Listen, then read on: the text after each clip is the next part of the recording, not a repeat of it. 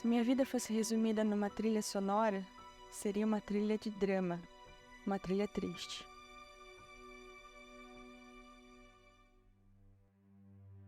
Meu sofrimento iniciou quando eu sofri um abuso, quando eu era criança, era muito nova, e ali começou meu tormento.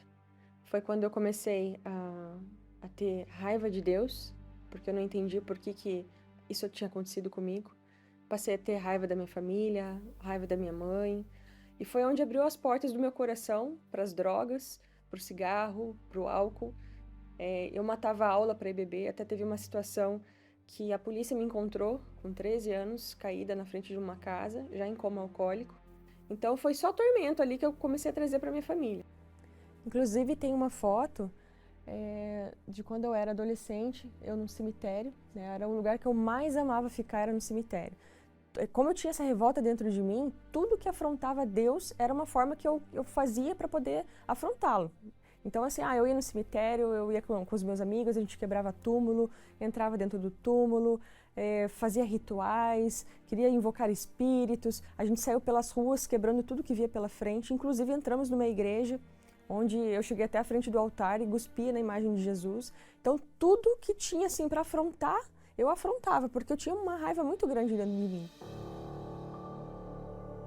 Na escola, eu era o terror da escola, porque eu me vestia de uma forma toda de preto, cheia de espinho, fazia maquiagens pesadas, porque eu fazia questão que as pessoas sentissem medo de mim. Era uma forma que eu pudesse me sentir poderosa. Então, assim, eu saía na rua, quando eu via as pessoas me olhando, assim, assustadas, aquilo me dava mais força ainda para continuar sendo aquilo. A partir do momento das drogas, que foi a porta de entrada pro início do fim da minha vida. Porque quando eu usei a droga pela primeira vez, eu vi que eu podia sair da realidade que eu estava vivendo.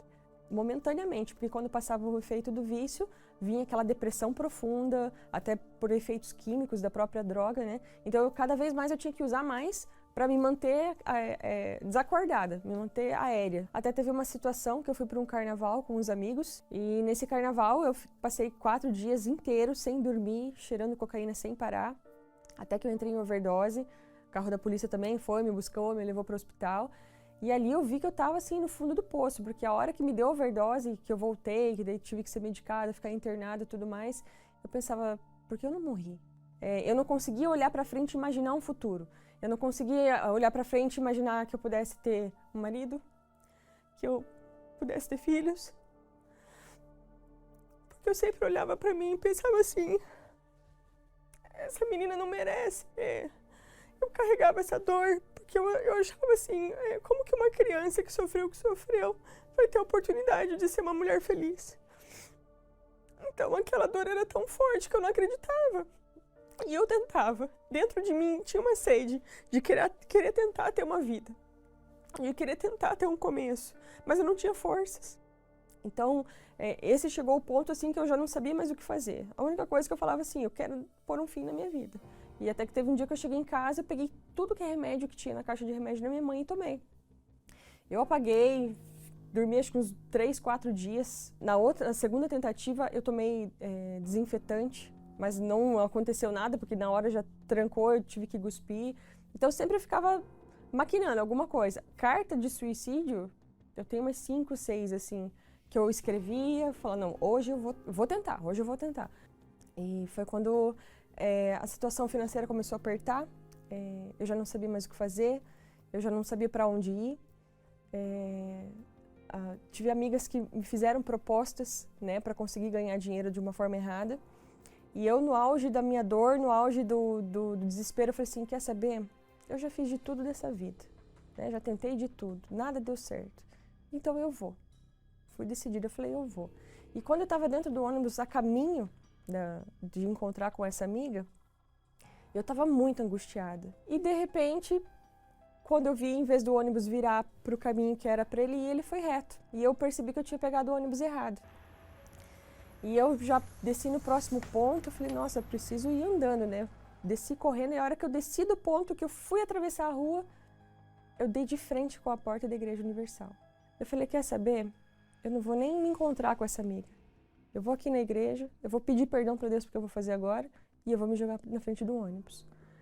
E foi o que eu fiz. A hora que eu desci, que eu entrei na igreja, eu sentei no último banco, ali eu me ajoelhei, e na hora que eu me ajoelhei foi a primeira vez que eu tive, de fato, uma conversa muito sincera com Deus, como eu nunca tinha tido na minha vida.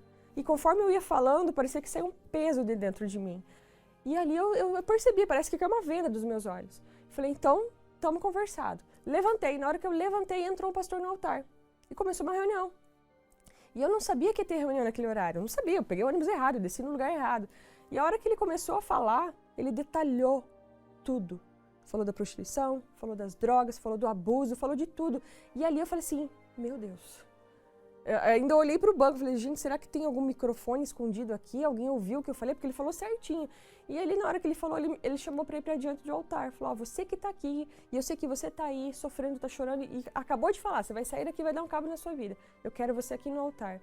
E eu escutei uma voz nítida dentro do meu coração, falando, filha, venha do jeito que você está. Não importa a roupa que você está usando, eu quero você assim. E a hora que eu cheguei na frente do altar, foi aquele peso de toda uma vida que caiu por terra. Ali eu consegui, primeira vez na vida, sentir um pouco de paz, como eu nunca tinha sentido antes. E ali na hora o pastor pregou, deu a palavra, e ali eu já saí transformada. A hora que eu saí da igreja, eu peguei as minhas coisas, fui para casa, desliguei meu celular, porque daí essa amiga ficou me ligando sem parar, e comecei a ter muita sede na palavra. Aquilo estava me alimentando, aquilo estava me fortalecendo. Então, cada vez mais eu comecei a buscar, eu queria entender mais de Deus, eu queria entender quem era esse que me aceitou do jeito que eu estava. Foi quando eu tomei a decisão do batismo nas águas. Ali, todos os vícios caíram por terra. Depois que eu me batizei, eu tomei uma decisão mais assim, forte da minha vida. Eu falei, eu não quero mais aquilo. Tudo que me trazia coisas ruins que sujavam a minha vida com Deus, eu falei, eu não quero mais ter contato. E foi quando veio a primeira fogueira santa de Israel. E eu entendi que o que eu precisava era o Espírito Santo de Deus dentro da minha vida. Era ter a mente de Cristo, era pensar como Ele, era agir como Ele, era ter a força que Ele tinha. A minha vaidade era um tudo para mim. Era, na época, assim, não, eu tenho que estar bonito, eu tenho que estar isso. Eu falei, não, eu não quero nada, eu não quero saber nada disso, nada para mim mais importa. Eu lembro que num envelope eu coloquei o sacrifício financeiro e no outro eu escrevi num papelzinho amizades. E eu subi, a hora que eu coloquei o envelope no altar, é como o dia que eu pedi para Deus me matar e fazer eu nascer uma nova criancinha. Eu vi ali acontecer a criancinha nascendo.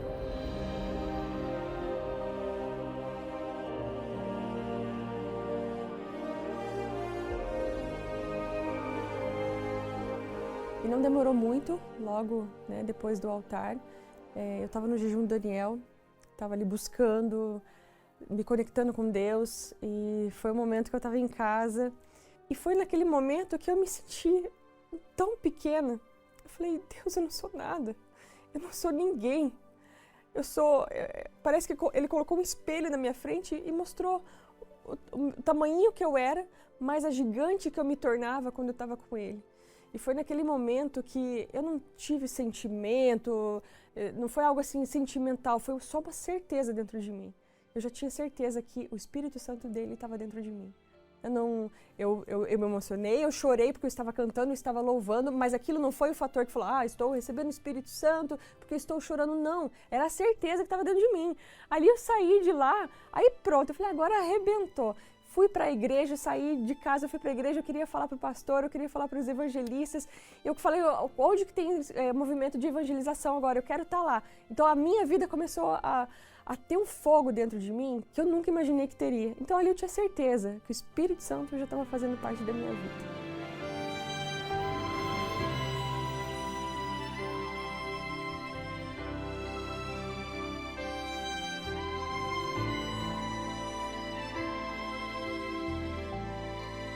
A minha vida financeira começou a melhorar, casei, o marido dos sonhos, ele é um príncipe para mim, me trata feito uma princesa. Os filhos hoje que eu tenho são filhos abençoadíssimos, trabalham junto comigo, a gente está no mesmo ramo de trabalho. E Deus deu a direção para abrir uma escola de música, que lá dentro também ele ia ser a portinha da casa dele.